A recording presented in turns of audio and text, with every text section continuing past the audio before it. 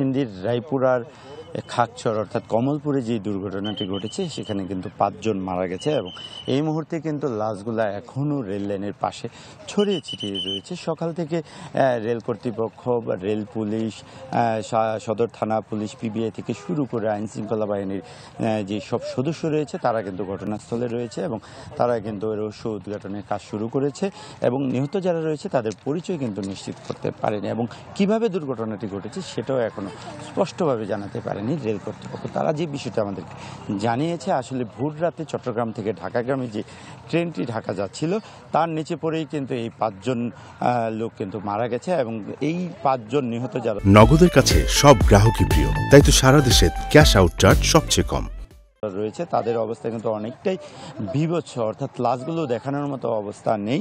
তো আইনশৃঙ্খলা বাহিনীর সদস্যরা যারা বলছে যে আসলে যারা মারা গেছে তারা এই এলাকার নয়, তারা হয়তো ভিন্ন কোনো এলাকার।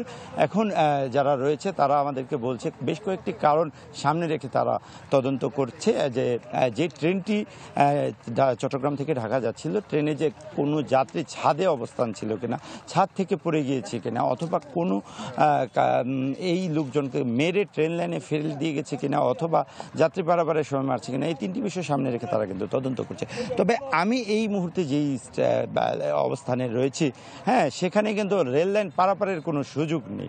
এটি রাস্তা থেকে একটু উঁচু একটি জায়গা, তো এই জায়গাতে দুর্ঘটনাটি ঘটেছে। তারপরেও তদন্ত করছে, তদন্ত শেষে আমরা বিস্তারিত বলতে পারবো। এই ছিল সর্বশেষ অবস্থা।